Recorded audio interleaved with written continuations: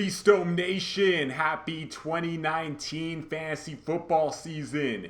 This is the free fantasy football bust draft guide right here. I'm bringing this to you simply because I want to make sure that you don't draft the wrong players. Now, I made the package free this season. Yes, that's right. To get preseason beast, a package that has cost $100 in the past, is absolutely free. There's way how. Just go to beastdome.com. You'll see it all over the site how to get it for free, even on the bottom of this article.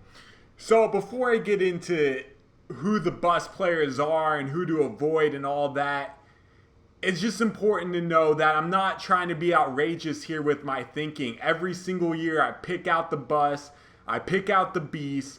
The busts end up ruining your league. The beasts end up dominating your league. I mean, we can go back in time to the days when everyone was promoting Toby Gerhart as a running back 2, Cord Patterson as a wide receiver 2, wide receiver 1. I believe people have him as a top 10 receiver. Ludicrous things.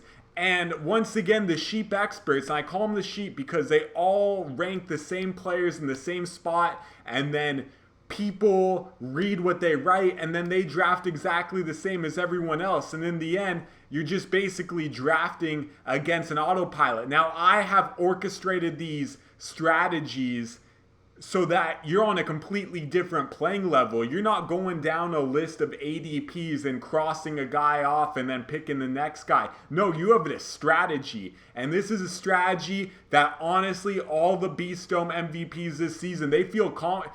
It's a great strategy. I'm personally going to go out on the line and say that this is the best strategy I created. Now, of course, I can just say that to try to rev up sales and rev up, whatsoever. But that's not the case. It's free this year. I paired up with Monkey Knife Fight. Monkey Knife Fight is a fantasy sports platform. It's like a player prop system instead of FanDuel DraftKings where you do a whole roster. You just do 1 or 2 players, and if those players are correct, you win. It's a deposit there, or you can get it for free. You can read how on beastdome.com. It's everywhere. But bottom line, like here, let's just read this right here. In the championship, he told me to start Elijah McGuire over David Johnson, which I thought was crazy, but I trust him and did it anyways. And that extra touchdown was why I won the ship. I mean, I just see fantasy football differently than other people, and I'm not trying to brag here. I've been doing this my whole life. This has been my passion since 3rd grade. I'm 31 years old now, and it's time to take the next step. You can read all the 2018 testimonials recap. Last season, you had Big Ben and Jared Goff as your QBs, and that basically won you the league. Big Ben was the number 2 QB all season long behind Mahomes, but he was the number 1 playoff QB, and that makes a huge difference. So with that, let's jump straight into this, and this is the round-by-round strategy of what players not to take, but they will be sitting there and everyone else will take them. So let's start right off the bat with David Johnson, first-round bust. Everyone's saying, oh, that's ludicrous. He's just picking David Johnson to be different. No, let's look at the facts here. The Arizona Cardinals, they have a rookie quarterback, a rookie head coach, and all of a sudden, everyone expects the Cardinals to be a winning football team. Let's keep in mind, Patrick Peterson, he is out the first 6 games of the year. So that means that the Cardinals can easily start out 2-4, 1-5, something horrible. And you don't want your star player on a losing team, because what happens is, one, the offense is not going to score a lot of points. They're losing, and the defense is on the field a lot. So that's not good for David Johnson. 2, at the end of the season, they might even bench David. Now, they're not going to bench David Johnson, but they could give him a little bit of a break, not play him so heavily. If he's a little banged up, just sit him out.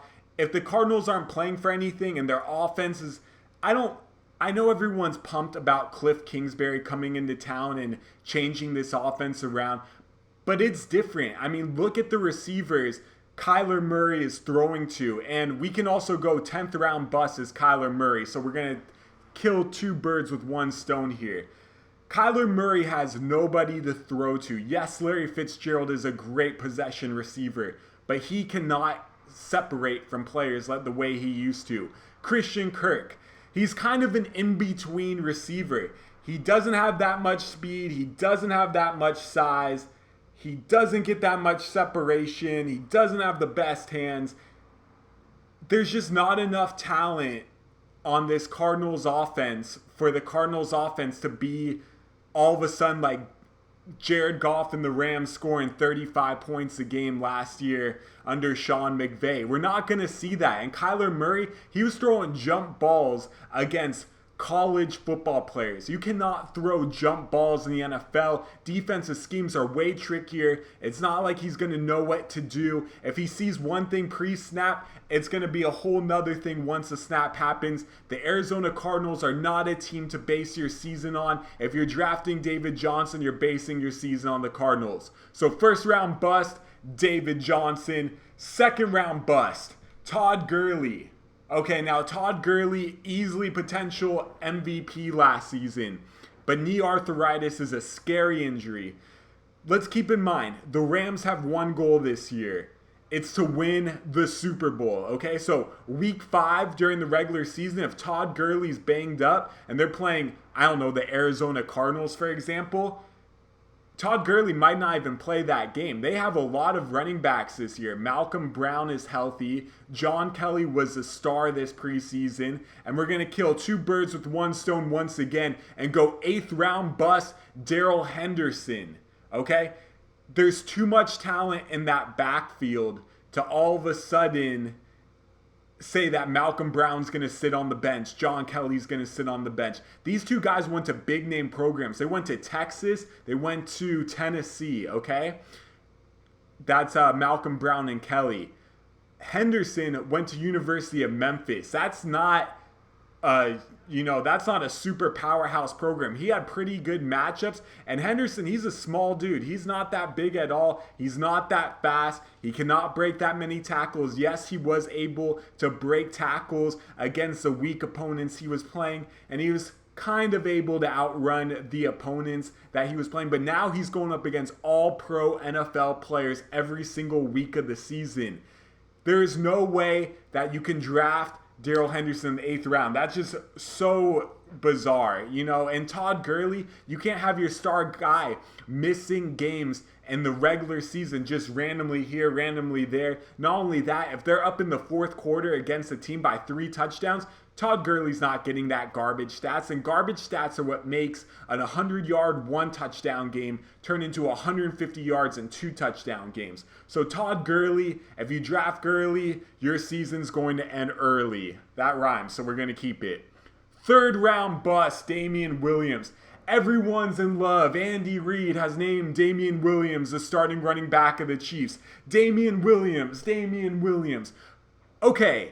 Damian Williams had a nice little season last year. But did you see who the Chiefs added this preseason? They added Carlos Hyde and Go Beast. Carlos Hyde is a better running back than Damian Williams. He's bigger, he's stronger, he's faster. He can catch the ball too. Yes, Damian Williams, he did have to be a 3rd down running back his career to almost make a name for himself. But at the end of the day, Carlos Hyde is so much better. And yes, you can say, oh, we'll just get the handcuff in Damian Williams and Carlos Hyde. One, you do not want to waste a 3rd round pick when you're going to be starting Carlos Hyde later in the season. 2, it could turn into a running back by committee situation where neither option is that reliable or reliable enough to trust. That is, but I do like Carlos Hyde to be the better running back this year. He is a better running back. And it's not going to take long for Chiefs fans to see that. This is the best offense Carlos Hyde has been on his entire career. In fact, bottom line right there, best offense before this was the Colin Kaepernick days. 4th round bust, Amari Cooper. Now, I loved Amari Cooper back in his rookie season with Derek Carr. He's actually part of the draft strategy along with Carr. But somehow out of nowhere, Derek Carr stopped throwing the ball deep. Amari Cooper, he lost all his value in the process. He goes to Dallas. Dak force feeds Amari Cooper, and Amari Cooper goes back to a star. It's just a matter of trusting your receiver, and for some reason, Derek Carr lost that trust. Now, this season, Amari Cooper is still with Dallas, but check out this schedule. He's at Mo Claiborne against the Jets. He's versus Jalen Mills. These are Pro Bowl cornerbacks, all right? At New York Giants, this is Janoris Jenkins versus Xavier Rhodes, maybe the best corner in the NFL. At Darius Slay, a Pro Bowl corner. At New England, you got Stephen Gilmore. They got a stacked secondary over there. Versus Buffalo. Buffalo's got great safeties. Micah Hyde. They got Poyer. And they have a strong corner. His name is slipping my mind. That's what preseason's for. At Chicago, Chicago's got a stud secondary. Safeties, top of the line. Corners, top of the line. Fuller, Prince. LA Rams, Aqib Talib. They can knock him down. Marcus Peters. And then he's at Jalen Mills again. This is not a good secondary schedule. And it happens not just at the end of the season during the fantasy playoffs where, you cannot start him at Chicago and on Sunday Night Football in December. It's going to be horrible weather.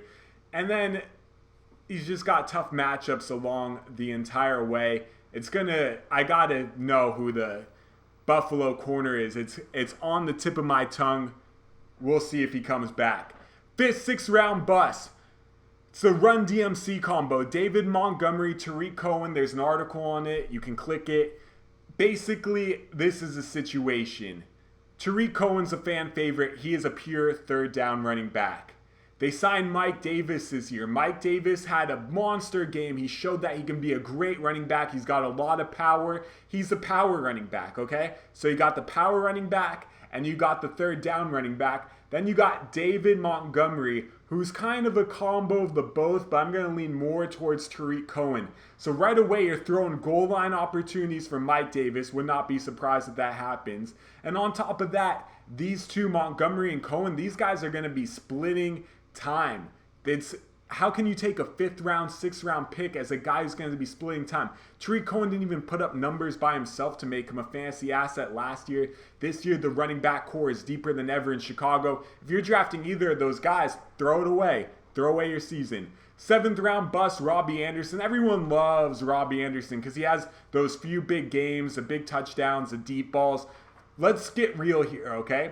They added Quincy Enunwa. Well, Quincy Enunwa is healthy this season, but they added Jamison Crowder, okay? Both those guys are guys that are going to be going over the middle of the field, okay? And those are better receivers than Robbie Anderson, first of all. Quincy, big body. Crowder, very shifty, slimy. He can get around, okay? So those are the middle of the field. Then you got Le'Veon Bell coming from underneath. So that is where Sam Darnold is going to be looking. He's going to be looking right over the middle of the field. Robbie Anderson, he is a streak home run player. He'll look at Robbie. He might throw the ball 3 times, 2 times a game at that option. But honestly, that's not the type of receiver you want to build your team around. You're not going to win doing that. We talked about Darrell Henderson. Makes no sense. 9th round, Dante Pettis. Okay. Pettis, yes. I like his body as a receiver. He's long, he's quick, he's athletic. It looks like he can make acrobatic catches on the sideline, deep. Sure, he's got it all. He's going to be a nice weapon, but let's be real here.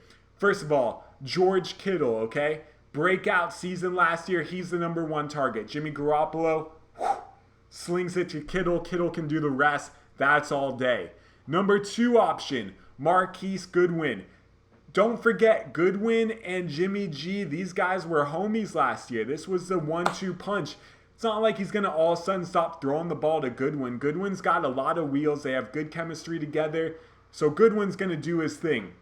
Now, before I get into the next step, do we really believe Jimmy Garoppolo has enough in the tank to support 3 fantasy options? Okay, yes, maybe there is enough talent there. But the way the 49ers run things, that's not the way they play. They're not a team that's trying to score 42 points a game. And here's the #1 reason why Dante Pettis is a bust.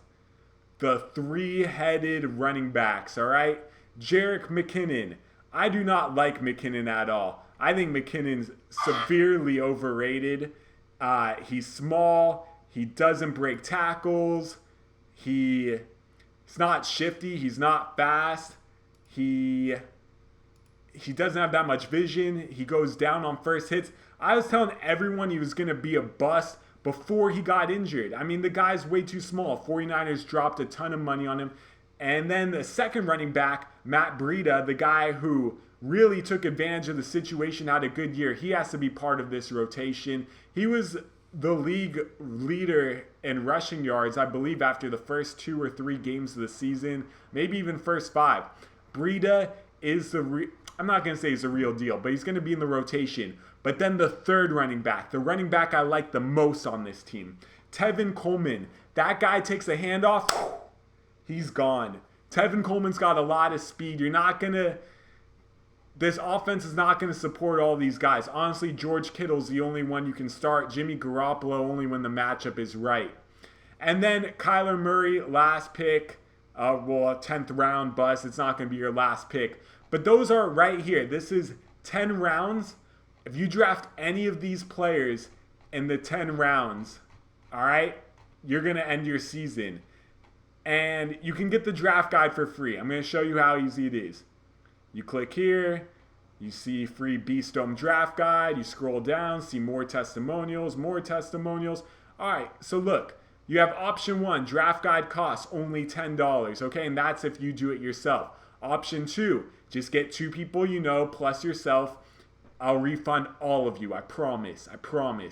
Option 3, be season free, okay? Get 5 people you know plus yourself, deposit all, and I got you all back.